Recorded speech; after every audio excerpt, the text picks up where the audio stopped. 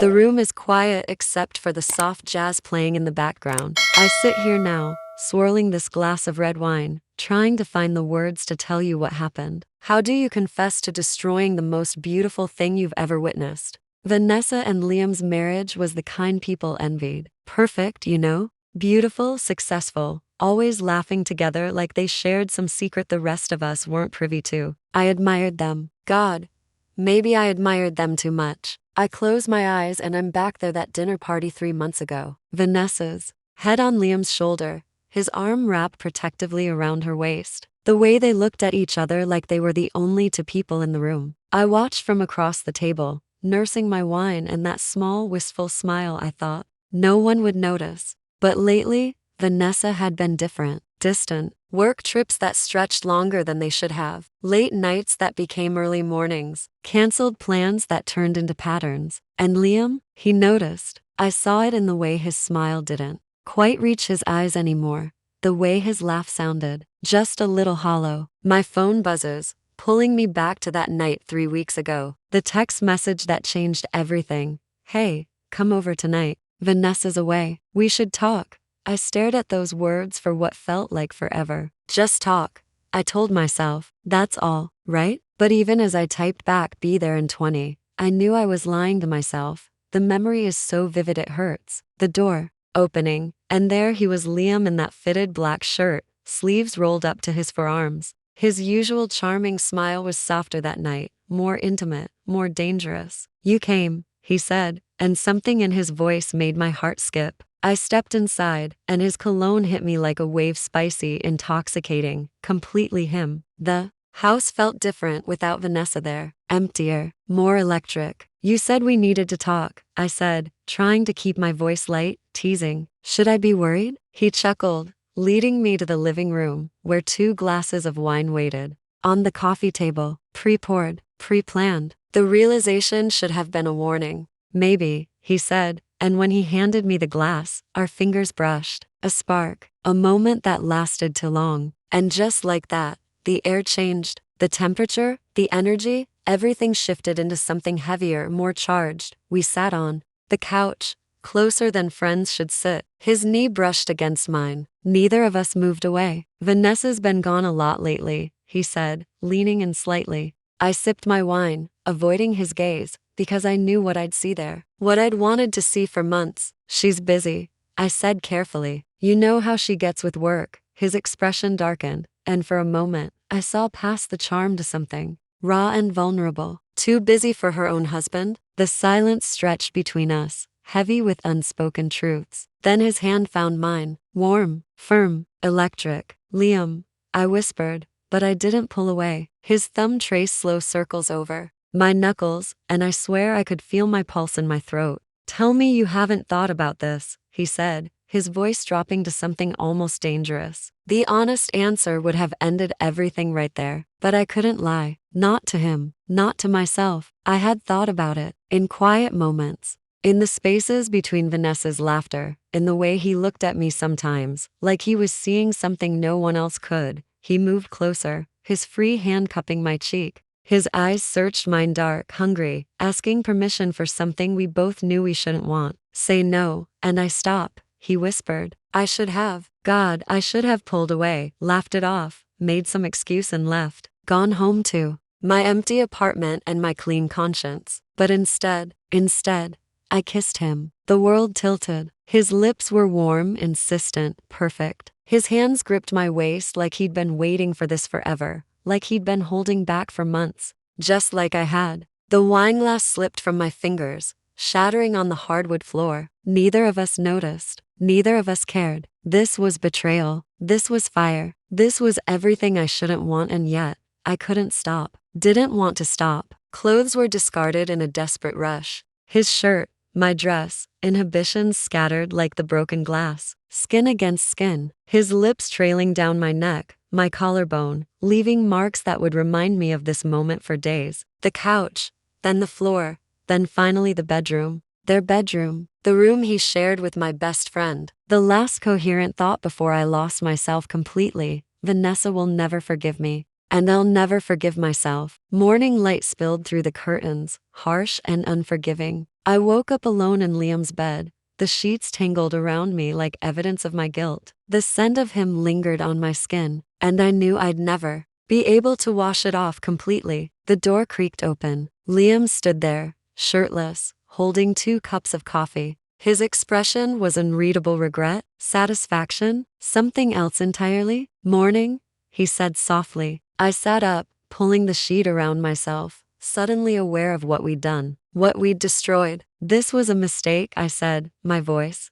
small and broken. He sat beside me, handing me a cup. His fingers lingered on mine and I hated how right it felt. "Was it?" he asked. I didn't answer, because deep down, I knew this wasn't over. This was just the beginning. Then I heard it, the sound that made my blood run cold. Vanessa's key in the front door, her voice calling out, "Liam, I'm home early." Liam's eyes locked onto mine, a silent promise, a warning, a shared secret that would bind us together forever. I've never moved so fast in my life. Clothes thrown on in seconds, hair finger combed into something resembling normal. Liam was in the bathroom, the shower running, playing innocent. I made it to the living room just as Vanessa walked in, her smile bright and trusting. She looked beautiful, even after traveling, even after being betrayed by the 2 people she loved most. "Oh, hey," she said, surprised but not suspicious. "I didn't know you were here." I forced a smile, praying she couldn't see the guilt written all over my face. "Liam called, said he was feeling down with you being away so much. I brought wine." I gestured to the bottle on the counter, hoping she wouldn't notice the broken glass I'd hastily cleaned up. She hugged me, and I nearly broke down right there. Her perfume, her warmth, her complete trust in me, it was suffocating. "You're such a good friend," she whispered against my ear. If only she knew. Liam emerged from the bathroom, hair damp, acting every inch the surprised husband. "Baby, I thought you weren't coming back until tomorrow." He kissed her, and I had to look away. The same lips that had been on mine an hour ago. "I missed you," Vanessa said, melting into his arms. "And I have news." Something in her tone made both Liam and me freeze. "What kind of news?" Liam asked. Vanessa pulled back, her eyes shining with excitement and something else, vulnerability. "I'm pregnant." The world stopped. Liam's face went white. I felt like I was going to be sick. "Pregnant?" Liam repeated, his voice barely a whisper. I should have left, should have made an excuse and run. But I couldn't move, couldn't breathe, couldn't do anything but watch as my betrayal took on new devastating dimensions. The weeks that followed were torture. Vanessa glowed with happiness, making plans for the nursery, talking about baby names, including me in every detail. Because I was her best friend, her confidant, her betrayer. Liam and I didn't speak about what happened. We couldn't. But the tension was there in every group gathering, every shared glance, every careful conversation. I started making excuses to avoid seeing them. Work, family obligations, anything to escape the suffocating weight of what we'd done. But Vanessa noticed. Of course she did. "You've been so distant lately," she said one afternoon, cornering me at a coffee shop. "Is everything okay?" I wanted to tell her. The words were right there, burning in my throat. But I looked at her 6 months pregnant now, radiant and trusting, and I couldn't. "Just work stuff," I lied. "You know how it is." She reached across the table and took my hand. "I need you," she said quietly, "especially now. You're my best friend. I don't know what I'd do without you." The irony was crushing. She needed me, and I was the one person she couldn't trust. It started with small things. A text message I forgot to delete, a hickey I'd tried to cover with makeup, the way Liam looked at me when he thought Vanessa wasn't watching. But Vanessa was smart. She'd always been smart. 8 months pregnant, and beautiful as ever. She asked me to lunch. Nothing unusual, except for the way she studied my face across the table. "I know," she said quietly, cutting through my nervous chatter about work. My blood turned to ice. "Know what?" She leaned back in her chair, one hand on her swollen belly. "About you and Liam." I could have denied it, should have, but the relief of not having to pretend anymore was overwhelming. "Vanessa, how long?" she asked, her voice deadly calm. I couldn't meet her eyes. "It was one night, 3 months ago." "I'm so sorry, 3 months ago," she repeated. Right around the time I found out I was pregnant, the timing hit me like a physical blow. While she was discovering new life, I was destroying the foundation of her marriage. It didn't mean anything, I said desperately. It was a mistake, a moment of weakness. Don't. Her voice was sharp enough to cut. Don't minimize it. Don't make excuses. She stood up, her movements careful and deliberate. I trusted you. I loved you like a sister, and you betrayed me with my husband while I was carrying his child. Tears I'd been holding back for months finally spilled over. I know, and I hate myself for it. If I could take it back, but you can't, she said simply. And neither can I. That night, Vanessa confronted Liam. I know because he called me out of his voice broken and desperate. She knows, he said. She knows everything. I was already awake, had been for hours, staring at the ceiling and replaying every moment of our conversation. What did you tell her? The truth, that it was my fault, that I pursued you,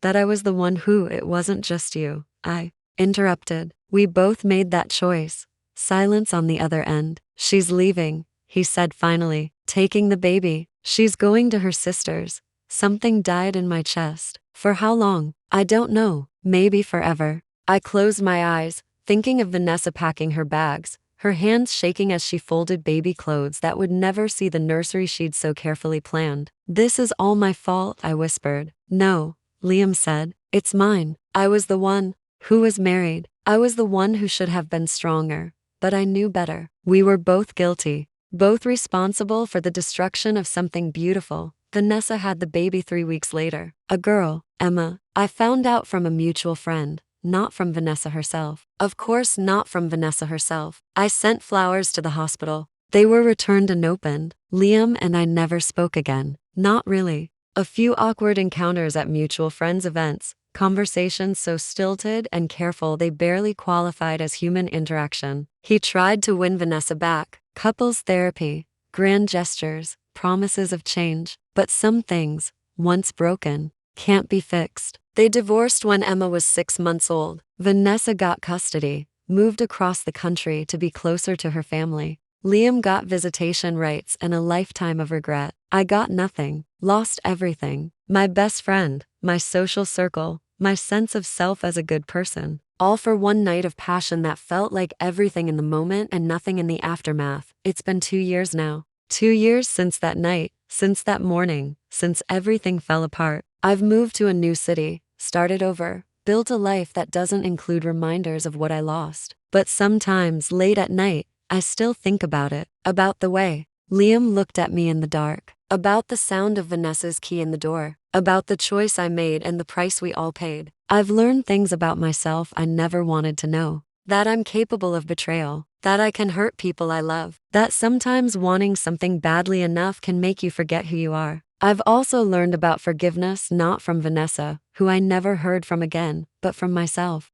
It's a slow process, learning to live with the person you become when you make the worst choice of your life. I dated someone new last year, a good man, kind and honest. But every time he trusted me completely, every time he looked at me with love in his eyes, I wondered if he knew what I was capable of. The relationship ended amicably. He said I seemed to be holding something back, keeping walls up he couldn't break through. He was right, of course. Some walls are necessary. Some secrets are too dangerous to share. 6 months ago, I did something I'd been thinking about for 2 years. I wrote a letter to Vanessa, not asking for forgiveness. I had no right to ask for that. Just acknowledging what I'd done, accepting responsibility, telling her how sorry I was. I never sent it. It's sitting in a drawer in my desk, next to a photo of the 3 of us from better days. Vanessa in the middle, Liam and me on either side. All of us laughing at something I can't remember. We looked happy. We looked like people who would never hurt each other. I kept the letter because writing it helped me understand something important. Remorse isn't about feeling bad. It's about truly comprehending the magnitude of what you've done, the ripple effects, the lives forever changed. Emma is 2 now. She has her mother's smile and her father's eyes. I know this because I've seen photos, not because Vanessa shares them, but because mutual friends sometimes post pictures and forget to consider who might be watching. I wonder sometimes if Emma will ever know about me, if Vanessa will tell her about the woman who was almost her godmother, who helped pick out her nursery colors, who destroyed her parents' marriage before she was even born. Probably not, and that's for the best. If I could go back, knowing what I know now, would I make the same choice? The honest answer is I don't know. In that moment, with Liam's hand on mine and years of suppressed attraction finally given permission to surface, I'm not sure I could have been stronger, but I've learned that the moment isn't really what matters. It's all the moments that led up to it. The choices you make when temptation is just a whisper, not a scream. The boundaries you set when you're thinking clearly, not when you're lost in want. I should have recognized the signs. Should have pulled back when I first realized I was developing feelings for my best friend's husband. Should have been honest with myself about what I was feeling instead of pretending it was just admiration. I should have left that night instead of going to their house. Should have said no when Liam asked me to talk. Should have gotten up and walked away the moment I felt the shift in the air. But I didn't, and here we are. The thing about betrayal is that it's not just about the person you betray. It's about the person you become, the trust you lose in yourself, the way you start to question every choice, every impulse, every moment of weakness. I'm not the same person I was 3 years ago. I'm more careful now, more aware of the capacity for destruction that lives inside all of us, more conscious of the weight of other people's trust. Some might say I'm damaged, broken, forever changed by one night of bad decisions. Maybe that's true, but maybe that's not entirely a bad thing. I'm telling you this story not for absolution. I know better than to expect that. I'm telling it because stories like this, the messy, complicated, human stories, need to be told. We live in a world that pretends temptation doesn't exist, that good people don't make bad choices, that love and lust and loneliness don't sometimes combine into something destructive. But they do. And when they do, people get hurt, really hurt, in ways that last years, that change the trajectory of lives, that teach children that the world is more complicated and less safe than they thought. Vanessa deserved better. Emma deserved better. Hell, even Liam deserved better than what I gave him, a moment of passion that cost him his family. I can't change what happened. I can't give Vanessa back her trust, or Emma her intact family, or Liam his marriage. I can't undo the choice I made or the pain I caused. But I can tell the truth. I can own what I did without excuse or rationalization. I can be the cautionary tale that maybe, just maybe, helps someone else recognize the moment before it's too late. Some secrets are too dangerous to keep. Some lines, once crossed, can never be erased. And some prices are too high to pay, no matter how much you want what you're buying. That's the truth. That's my story. That's what happens when you choose desire over loyalty, want over wisdom, a moment over a lifetime. The wine glass shattered that night, and we all spent the next years walking on broken pieces. Some cuts never fully heal, but we learn to live with the scars. And sometimes, if we're very lucky, we learn to make better choices. That's all any of us can do. That's all I can do. That's all that's left. The jazz music fades to silence. The wine glass sits empty on the table. The story is told. The rest is just living with the consequences and learning, day by day, how to be better than the person you were in your worst moment. That's the hardest lesson of all, but it's the only one that matters.